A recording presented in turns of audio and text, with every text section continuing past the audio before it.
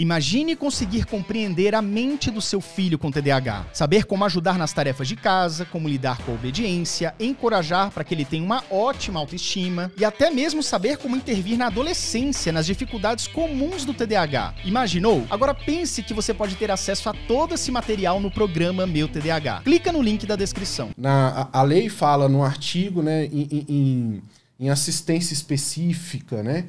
É isso que a gente fica um pouco em dúvida, né? Sim. O que de fato é uma assistência específica. Pois de fato, isso gera alguma dúvida, né? As pessoas acham que meu filho tem direito a um monitor, porque a lei do transtorno do espectro autista, ela assegura ao portador do espectro autista que demonstrar a necessidade um monitor exclusivo, né? No caso do TDAH, a princípio não, tá? A gente vai falar mais aqui, mas todo caso é muito individual, né? Todo indivíduo tem as suas particularidades. Então,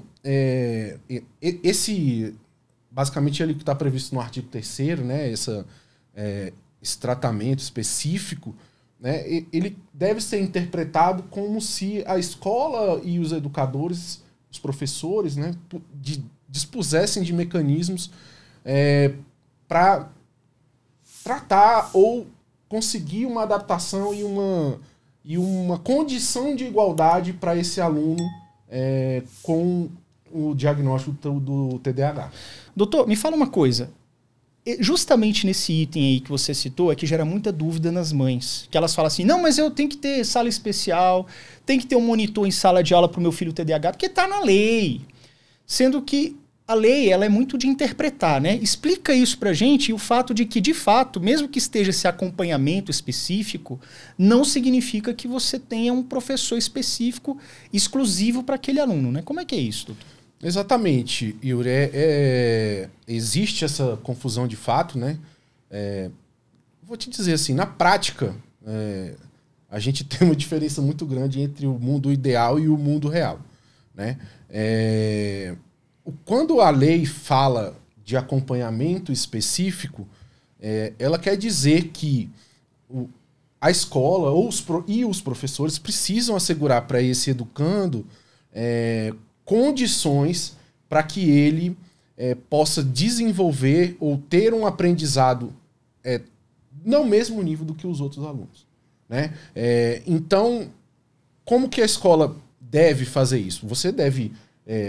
os pais ou as mães que estão acompanhando a gente, eles precisam acompanhar o desenvolvimento educacional dessas crianças, né, para saber se de fato a escola está introduzindo esses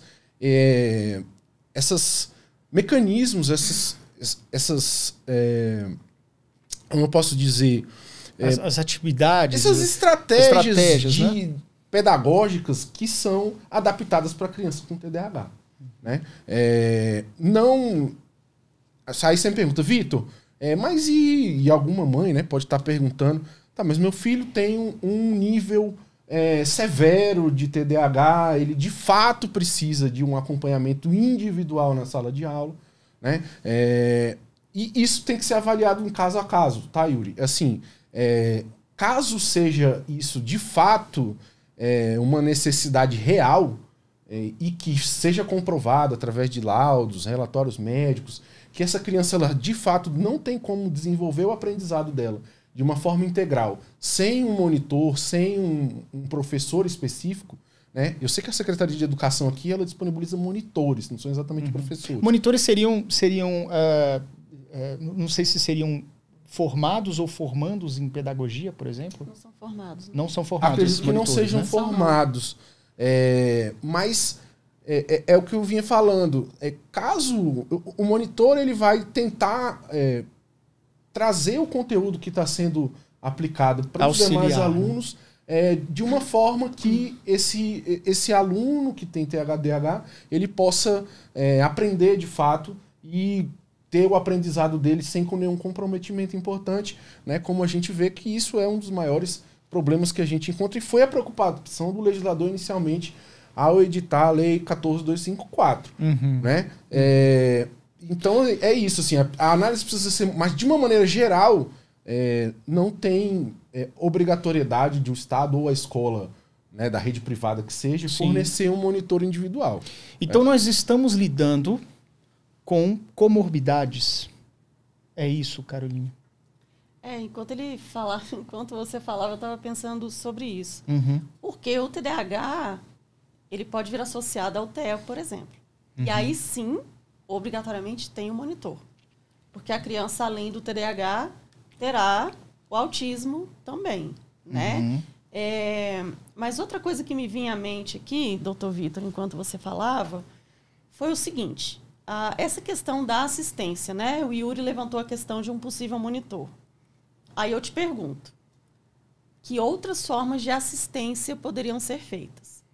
Porque, olha, isso é um problema, assim, eu falo por experiência própria, falo pelas falas das mães que eu já atendi, mães de TDAH, ou mulheres ou homens, né, adultos com TDAH, que tiveram diagnóstico mesmo lá na infância, adolescência e não tiveram acompanhamento adequado. Agora que existe a lei. Bom, enquanto psicóloga, a impressão que eu tenho é o seguinte. Essa assistência ela pode ser fornecida de várias outras formas. No entanto, como você bem disse, a realidade é bem diferente, né, do que acontece, do que é o desejado. E, às vezes, ajustes pequenos, que não vão demandar muito dos profissionais ou da escola, ainda assim não são feitos. E aí é que vem a pergunta. Neste momento, o que uma família faz? Porque, não tem direito a monitor, o laudo não especifica, ou a pessoa não tem um laudo ainda está nessa fase da identificação precoce aí que você mencionou. Mas vamos supor, já tem um laudo, já sabe que tem TDAH, já sabe o nível de TDAH, já sabe se é combinado, predominantemente desatento, predominantemente hiperativo, seja lá o que for. Dependendo de como seja esse TDAH, os ajustes vão ser de um jeito ou de outro. E quando a família se mobiliza e ainda assim, né, a escola não faz.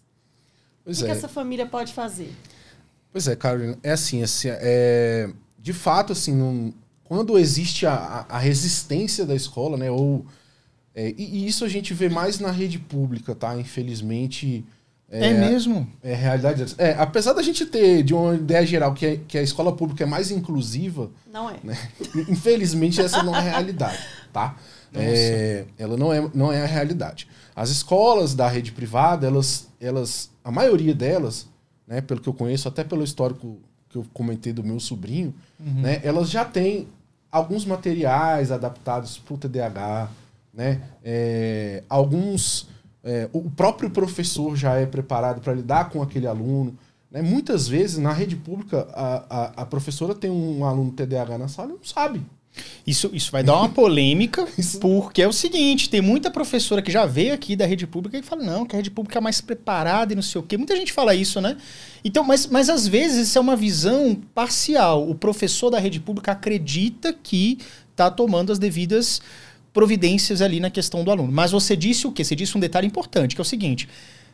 A experiência que você tem com as escolas privadas são escolas que têm algum tipo de material, algum tipo de atividade que talvez na escola pública não esteja sendo feito, é isso? Exatamente. Por exemplo, eu sei de uma escola, de um caso concreto que apareceu pra gente, de uma escola que tinha um aluno com TDAH e ele precisava fazer determinadas pausas para ele não ficar entediado, para ele não ficar...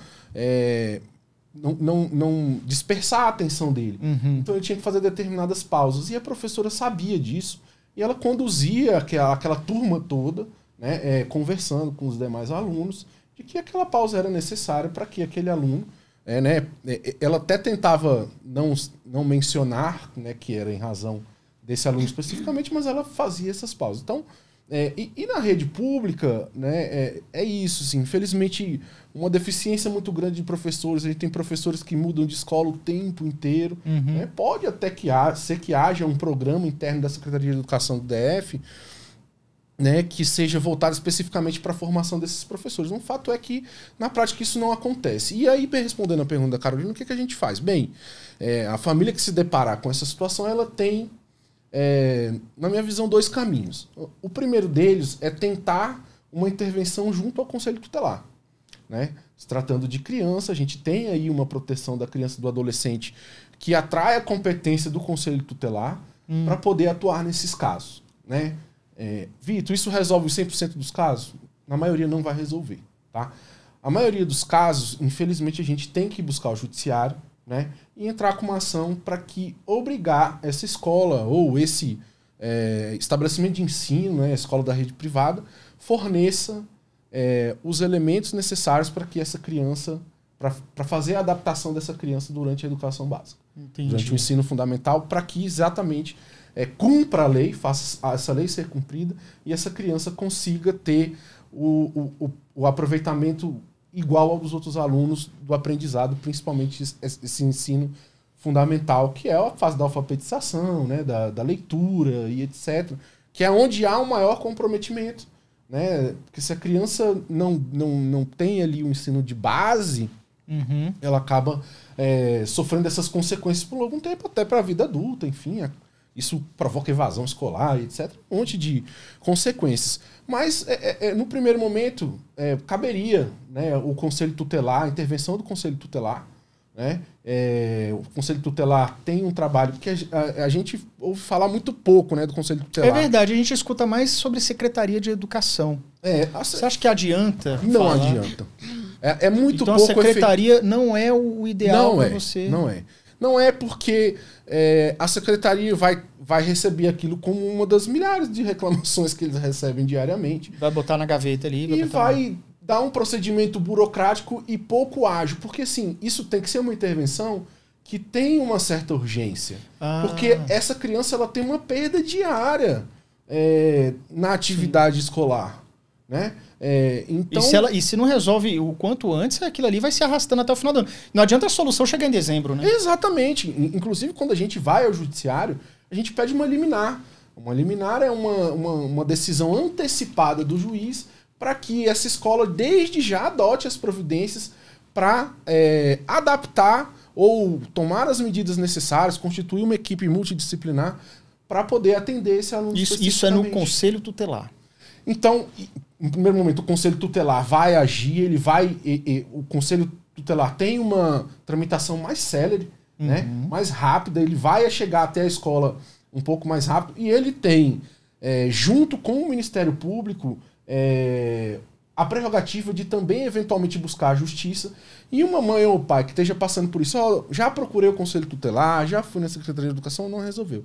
É o judiciário. E aí ele vai ter que procurar ou a Defensoria Pública ou um advogado particular para que esse advogado entre com uma ação, né?